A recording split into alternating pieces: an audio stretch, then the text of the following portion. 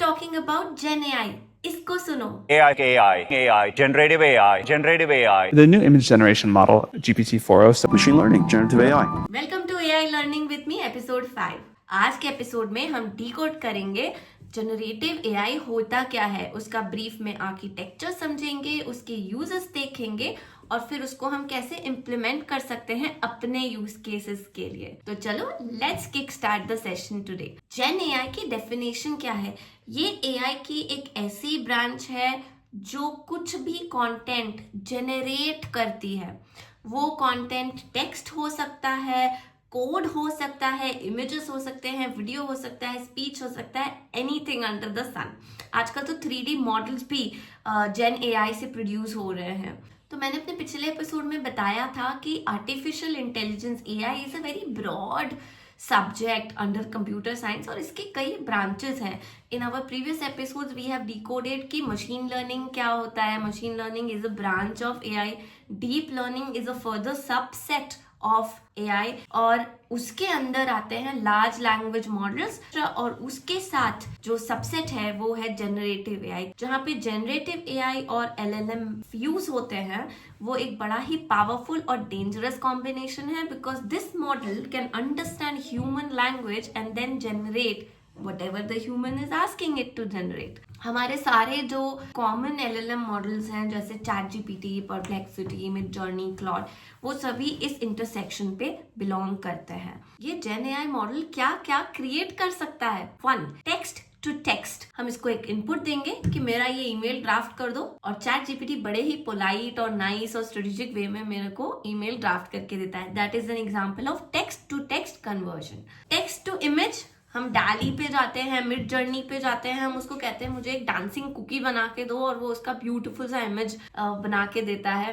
That is text to image generation. 3.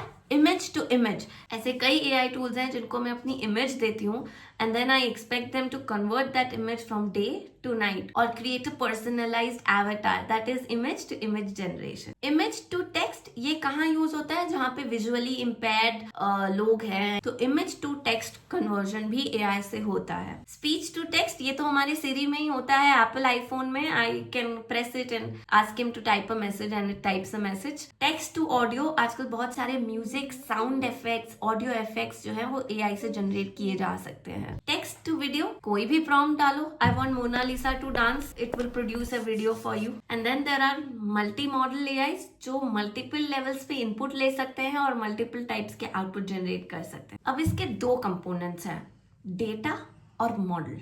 ठीक है, इसको बहुत सारा डेटा देना पड़ता है. It needs a large data set, millions and trillions of parameters, zettabytes of data is fed into it so that it can train itself and give the correct output. और second most important component है model. इसमें primarily 2 type के architectures हैं. एक है GAN model और दूसरा है ट्रांसफॉर्मर मॉडल. सबसे पहले GAN मॉडल को समझ लेते हैं. GAN का फुल फॉर्म है जनरेटिव एडवर्सल न्यूरल नेटवर्क. इसमें जनरली बहुत रियलिस्टिक इमेजेस बनती हैं और जो मिड जर्नी का आर्किटेक्चर है वो इस पे बेस्ड है. तो ज्ञान में क्या होता है, 2 बड़े कंपोनेंट्स होते हैं. एक को कहते हैं जनरेटर, एक को कहते हैं डिस्क्रिमिनेटर. जनरेटर जो है वो इमेजेस प्रोड्यूस करता है या जो भी आउटपुट है वो प्रोड्यूस करता है based on the input instructions. और जो डिस्क्रिमिनेटर है वो इस आउटपुट को चेक करता है कि ये रियल लग रहा है या फेक लग रहा है और एक फीडबैक लूप प्रोवाइड करता है जनरेटर को. उसके बाद generator goes back and works on the image again and the feedback loop continues and जब तक डिस्क्रिमिनेटर इस इमेज को पास नहीं कर देता है you don't see the output, and that's why the output images are very realistic and have a very good quality. ज्ञान की एप्लीकेशंस क्या हैं? एक तो इमेज जनरेशन में बहुत ज्यादा यूज आता है ये. सेकंड है डेटा ऑगमेंटेशन. सपोज मेरा एक मॉडल है जिसको मुझे 10,000 इनपुट पैरामीटर्स पे ट्रेन करना है लेकिन मेरे पास है सिर्फ 50%, 5,000. उसके लिए ज्ञान का यूज होता है कि वो इनपुट 5,000 से एक ऑगमेंटेड डेटा क्रिएट करता है और मशीन लर्निंग को और डेटा मिल जाता है ट्रेन होने के लिए. Next is resolution. ज्ञान का जैसे मैंने बताया बहुत क्रिस्टल क्लियर और अच्छे इमेजेस इसका आउटपुट होते हैं. And text to image conversion. उसके बाद हम आते हैं सेकेंड टाइप के आर्किटेक्चर पे जिसे हम कहते हैं ट्रांसफॉर्मर आर्किटेक्चर. इसका डिटेल आर्किटेक्चर जो है वो मैंने LLM वाले सेशन में भी कवर किया है, you can check it out. But इसका basic simple neural network based architecture है जिसमें एक एनकोडर है और एक डिकोडर है। ये जनरली टेक्स्ट प्रेडिक्शन के लिए यूज होता है and it works on predicting the next word in your sentence. सबसे पहले लेट्स से एक स्टेटमेंट इज एन इनपुट, वो इनपुट को छोटे छोटे पीसेस में डिवाइड करके ये टोकनाइज करेगा। उसके बाद ये पोजिशनल एम्बेडिंग करेगा, विच मीन्स आपके सेंटेंस में उन टोकन्स का पोजीशन क्या था या सीक्वेंस क्या था। उसके बाद एक इम्पॉर्टेंट कॉन्सेप्ट है जिसे कहते हैं सेल्फ अटेंशन मैकेनिज्म, जो इन सारे कीवर्ड्स में से इम्पॉर्टेंट वाले ढूंढ लेता है ताकि ये कॉन्टेक्स्ट समझ सके आपके सेंटेंस का। और उसके बाद आता है फीड फॉरवर्ड न्यूरल नेटवर्क, जो उसे कॉन्टेक्चुअलाइज करता है और आउटपुट को फर्दर एनहांस करता है। जो डिकोडर लेयर होती है वो based on all these inputs एक आउटपुट वर्ड प्रिडिक्ट करती है। और उसके बाद आता है मल्टी हेड अटेंशन, जो उस सेंटेंस को कॉन्टेक्चुअलाइज करता है या पुराने पैराग्राफ में जो कॉन्टेक्स्ट चल रहा था उसके हिसाब से बेस्ट वर्ड आइडेंटिफाई करता है और रिस्पॉन्ड करता है। अब यहाँ पर एक एग्जाम्पल है।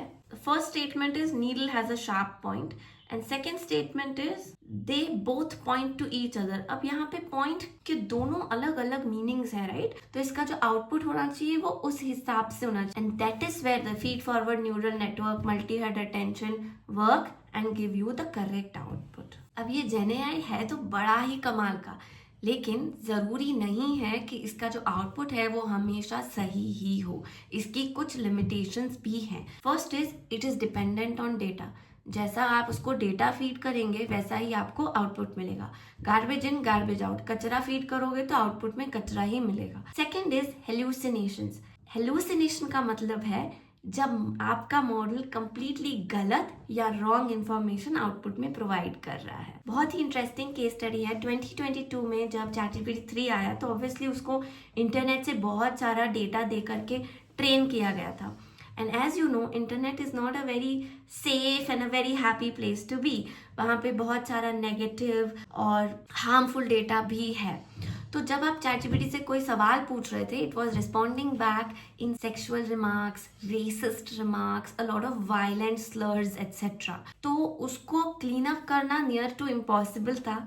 इन्होंने केन्या में बहुत सारे वर्कर्स को हायर किया और उनको ये सारे नेगेटिव वर्ड्स को फिल्टर आउट करने के लिए बोला गया और ChatGPT को रीट्रेन किया गया। तो आज जो ChatGPT बहुत अच्छा, पोलाइट, नाइसली ड्राफ्टेड रेस्पॉन्स देता है thanks to the manual intervention that was done. And third is it has very high computation requirements. तो जब लोग हज़ारों के तादाद में गिबली इमेजेस इंस्टा पे अपलोड कर रहे थे, my heart was going down with every image, because हर इमेज को जनरेट करने के लिए बहुत सारी एनर्जी रिक्वायरमेंट होती है and as you know earth has limited resources. I think now I am at end of this session, but a lot of you have asked me this question, क्या gen AI मेरा नौकरी ले लेगा?